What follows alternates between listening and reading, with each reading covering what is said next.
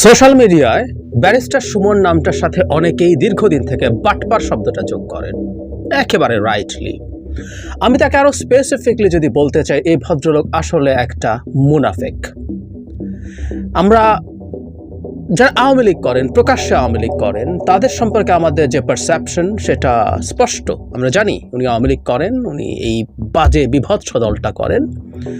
Barrister সুমনও সেটা করেন, কিন্তু তিনি আরো কতগুলো মুখোশ পরেন, এক ধরনের সাধুতার, এক ধরনের প্রতিবাদীর। সে কারণে মুনাফেক বলছি।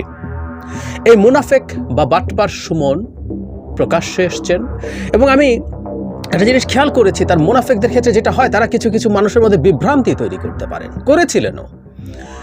বেশ কিছুদিন আগে একটা টিভি টক শোতে তার প্রসঙ্গ এসেছিল কারো আলোচনার সূত্র ধরে। তখন আমি তাকে বলেছিলাম স্টান্টবাজি করেন, মানে তাকে অনেকে খুব দারুণ প্রতিবাদী মানুষ হিসেবে দেখেন, ইত্যাদি ইত্যাদি।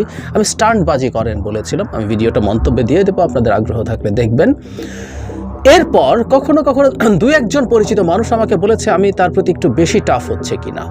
মানে খেয়াল করি আমরা কিছু মানুষের মধ্যে এই বাটপার একটা ইলুশন তৈরি করতে পেরেছে যে আওয়ামী লীগের মধ্যে থেকেও তিনি কত প্রতিবাদী, কত কি, কিন্তু চেহারা বেরিয়ে যায়। মুনাফেক খুব দীর্ঘ সময় তার চেহারা ধরে রাখতে পারে না, এটাই নিয়ম, এটাই হয়, পরিস্থিতি তাকে বের করে আনে। যাই হোক, সেই বাটপার মুনাফেক ব্যারিস্টার সুমন তার আবার বাকপটুতার ফুলঝুরি দেখানোর চেষ্টা করছেন। খুব বাকপটুও উনি নন আসলে, কিন্তু একটা class somehow is connected to this person.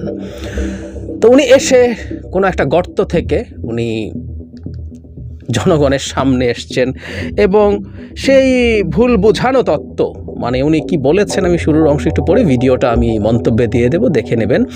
আপনারা যারা আমার সমর্থক কিংবা শুভাকাঙ্ক্ষী বিভিন্ন সময় নানাভাবে আমার উপরে কষ্ট পেয়েছেন, তাদের উদ্দেশ্যে একজন সাবেক সংসদ সদস্য হিসেবে কিছু কথা বলতে চাই। এই কোটা সংস্কার বা বৈষম্য বিরোধী আন্দোলনের পক্ষে আমি সবসময় ছিলাম। এই আন্দোলনে যারা আহত হয়েছেন তাদের পক্ষেও আমি ছিলাম, কিন্তু আমার ব্যর্থতা হচ্ছে আপনাদের সেটি বোঝাতে পারিনি, এজন্য সম্পূর্ণ ব্যর্থ হয়েছে। এই ব্যর্থতার জন্য সব সমর্থক ও শুভাকাঙ্ক্ষী আছেন, তাদের সবার কাছে দুঃখ প্রকাশ করছি। এই বাটপার সুমনের স্পর্ধা কোন জায়গায় পৌঁছেছে, কিছুদিন আগের, কয়েক মাস আগের একটা টিভি টক শো আমি রেফার করবো, আসছি সেই জায়গায়।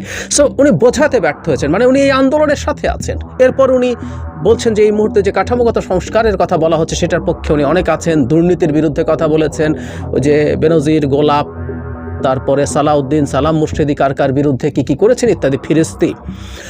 মজার ব্যাপার হচ্ছে এসব চুরি, ডাকাতি, বর্বরতা, অসভ্যতা বাংলাদেশে যার কারণে হয়েছে, শেখ হাসিনা আবার ওনার নেত্রী। উনি তাকে নেত্রী মানেন, তিনি তার মাননীয় শেখ হাসিনা, তার রক্তে আওয়ামী লীগ প্রবাহিত হয়, এসব কথাবার্তা আছে। কোথায় আছে আমি বলছি একটু পরে, সেটা কিছু না। সুতরাং উনি মাঝখান থেকে এসে অল্প কিছু কথা, দু একজন মানুষ যারা তার হিসাব নিকাশের বাইরে আছে, যে খরচ হয়ে যাচ্ছে।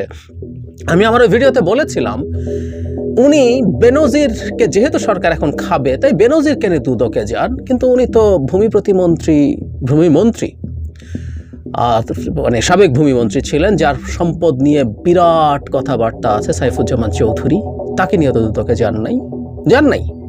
তার মানেটা হচ্ছে যেটা সরকার মেরে ফেলেছে, মারবে বলে সিদ্ধান্ত নিয়েছে, সেটা নিয়ে খুব লাফালাফি উনি করেন।